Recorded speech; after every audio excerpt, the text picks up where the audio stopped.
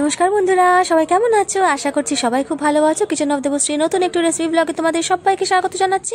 তো আজ আমি আমার কিচেনে রান্না করতে চলেছি দারুণ সুন্দর সকালের একটা ব্রেকফাস্ট। এটা হলো চাউমিন নুডলস যাই বলো না কেন, কিন্তু সেটা বানাবো একটু অন্যরকমভাবে। তো চলো ভিডিওটা দেখতে থাকো পুরোটা। তো প্রথমেই কড়ার মধ্যে দেখে নিলাম, দিয়ে দিয়েছি আর কি সাদা তেল দিয়েছি। রাইস ব্র্যান অয়েলটা একটু হলুদ হলুদ হয়, দেখে মনে হবে যেন সর্ষের তেল, কিন্তু ওটা কিন্তু সাদা তেল। তো দেখো রাইস ব্র্যান অয়েল দিয়ে দিয়েছি অল্প, এখানে ওই 2 চামচ মতো দিয়েছি। দিয়ে কিন্তু এখানে 2টো ডিম ফেটিয়ে আমি রেখেছিলাম, নুন দিয়ে একটু ফেটিয়ে রেখেছিলাম, সেটাই কিন্তু শুধু ডিম, এতে কোনো পেঁয়াজ টেয়াজ কিছু দিইনি, সেটাই কিন্তু একটু ঝুড়ো করে নিলাম আর কি। তো ডিম দিয়েই করব। তারপরে দেখো ডিমটাকে তুলে নিয়ে অল্প আবার একটুখানি তেল দিয়ে দিলাম। দিয়ে এটা কিন্তু সিদ্ধ করা সয়াবিনটাকে আমি একটু শ্রেড করে নিয়েছি, একটু হাত দিয়ে ছিঁড়ে নিয়েছি আর কি। তো এটাই আর কি ইউনিকভাবে একটু বানাবো সয়াবিন দিয়ে, যেটা ওর কি পুরো চিকেনের মতো লাগে, এরভাবে করে খেলে আর কি। তো সেইটা আর কি। তো দেখো এটা কি হচ্ছে, তেলের মধ্যে একটু ভেজে নিচ্ছি। এর মধ্যে কি কি দেবো চলো দেখে নিই। অল্প একটু নুন দিচ্ছি, আর একটুখানি দেবো হচ্ছে সোয়া সস। তো তার আগে কিন্তু আমি কড়ার মধ্যে জল গরম বসিয়ে দিয়েছিলাম, তার মধ্যে কিন্তু জলটা অলরেডি ফুটতে শুরু করেছে, তাই জন্য তার মধ্যে কিন্তু তাড়াতাড়ি করে আমি এই যে চাউমিনটা কিন্তু দিয়ে দিলাম। এই যে নুডলস যেটা আমরা বলে থাকি, চাউমিন নুডলস সব একই।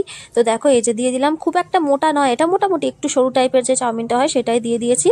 তো দেখো এই যে একটু ভাজা ভাজা হয়ে যাওয়ার পরেই না এর মধ্যে কিন্তু দিয়ে দিয়েছি আমি ওই 2 চামচ মতো সোয়া সসটা দেওয়ার পরেই কিন্তু এর টেস্টটা মারাত্মক রকমের বদলে যায়। যারা কখনো এইভাবে খাওনি অবশ্যই কিন্তু একবার এইভাবে ট্রাই করে দেখো, বিশ্বাস করো এতটা টেস্টি হয় না খেতে, চিকেন চাউমিন ভুলে যাবে, এটা এতটাই টেস্টি হয় খেতে।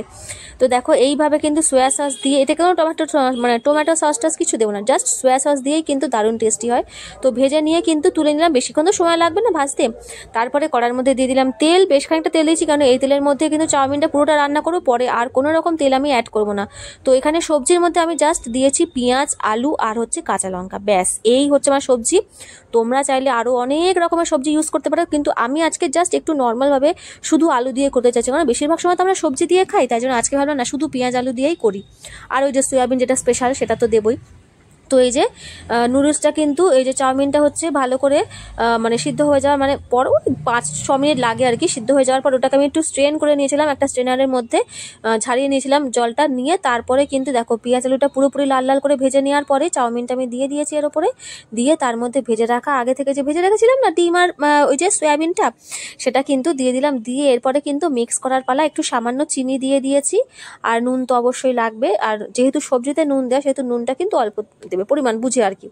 ঝাল নুনের পরিমাণটা কিন্তু সবসময় নিজেদের বুঝে দিতে হবে, যে কতটা পরিমাণে তুমি করছো আর তোমার টেস্ট কতটা। অনেকে ঝাল বেশি খায়, অনেকে ঝাল কম খায়, সেই অনুযায়ী কিন্তু এই যে বুঝে দিতে হবে। তো দেখো আমার কিন্তু এই যে আজকের একদম পাতি চিকেন নুডলস বলতে পারো, যেটা হচ্ছে সোয়া নুডলস, এটার নাম দিচ্ছি আমি সয়াবিন নুডলস, সেটা কিন্তু একদম রেডি হয়ে গেছে। সয়াবিন দিয়ে চাউমিন অসাধারণ স্বাদের। তো যারা যারা খাওনি তাদেরকে কিন্তু অবশ্যই আমি রিকোয়েস্ট করবো একবার এরকমভাবে কিন্তু বানিয়ে খেয়ে দেখো। একবার যদি বানিয়ে খাও তো কথা দিলাম আবার তোমাকে বানিয়ে খেতে হবে, এটা এতটাই টেস্টি হয় ডিম দিয়ে সয়াবিন দিয়ে।